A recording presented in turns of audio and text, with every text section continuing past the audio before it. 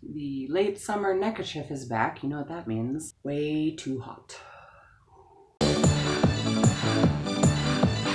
Good to see you. Welcome to Faux Pods with Lola. That's me, c'est moi, I'm Lola. So I'm just gonna cut this shit and get right into it. The streaming services they're under fire right now for very valid and long overdue issues, in my opinion. So that makes me feel very conflicted about consuming content on streaming services right now.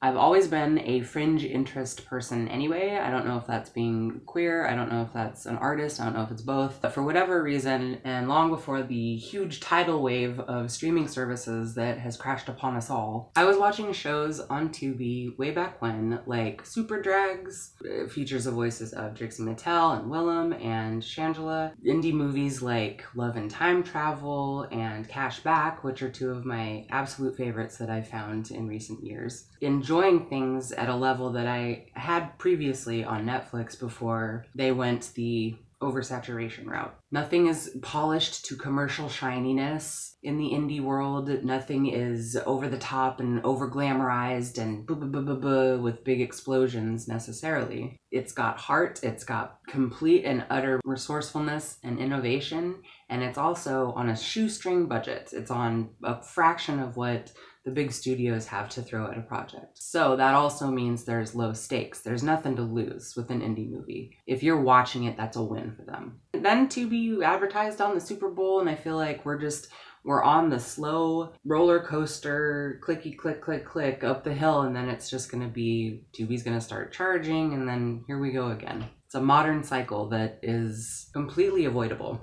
in my opinion. Also, one of the major drawbacks is that Tubi is owned by Fox, who is owned by Disney, for those of you who don't know. And that to me is a drawback. One, that it's a free app, which means they're using your data and they're using whatever algorithmic stuff they're compiling so that they can use that for their own original content. Allegedly, in my opinion, that's what's happening. So that's a bit disconcerting for me. That's a big drawback. But at the same time, Disney is everywhere. They have around 50%, maybe a little plus or minus, of the entire entertainment industry. I've spoken on it before. To me, that is the antithesis of art, to have a monopoly and one person talking about the same thing over and over again is what it seems like. So that gives me a moment's pause. But because they are so everywhere, you kind of just have to go where the content treats you the best, where you are most comfortable, where you feel like you're not betraying anyone by watching what you're watching. All of us that go to movies and consume content, which is all of us, we are the ones that paved the way for all of these executives that now have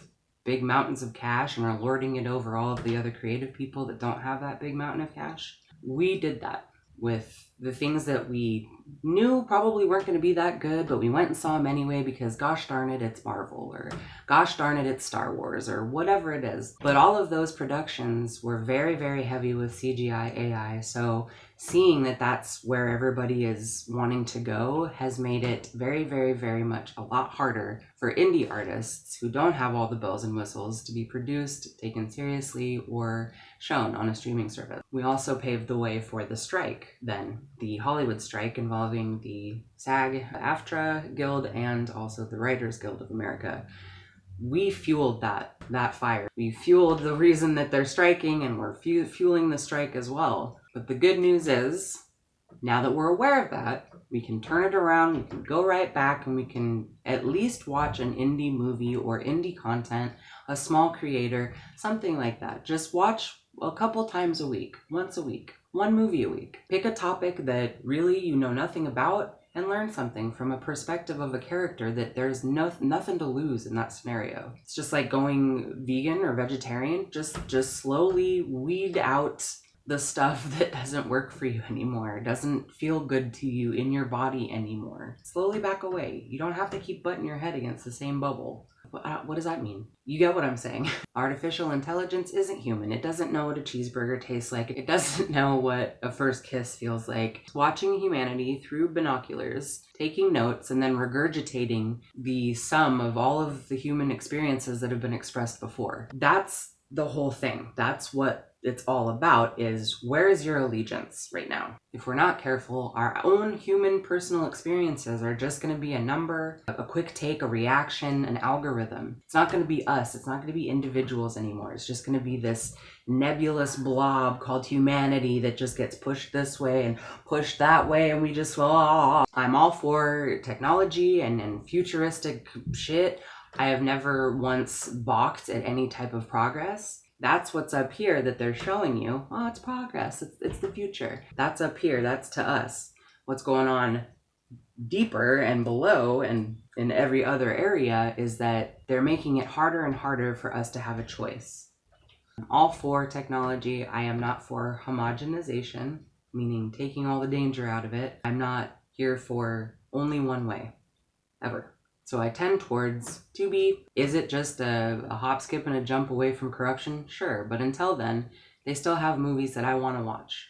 Every time you support an indie artist, you are the bridge for them to go from obscurity to possibly more work. Does that mean eventually you're on the corruption roller coaster?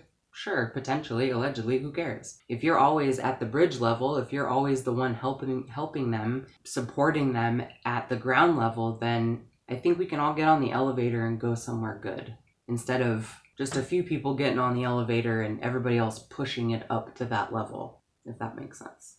We're dealing with a lot of energies right now, and our heart centers are being messed with, but in a good way. So take heart-centered clarity from this if you can. If this resonates with you, just show allegiance to something other than a corporation or a conglomerate if you don't already. And if you do, you're a real one. Thank you so much.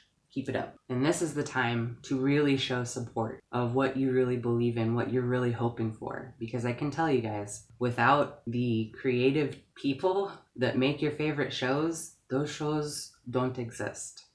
So if you show allegiance only to people who want to dumb that down and water it down and make it money over all, I don't think it's going to have the same resonance with you. That programming is not going to be the same. It's not going to change your life and move you and speak to you. It's just going to be until we die.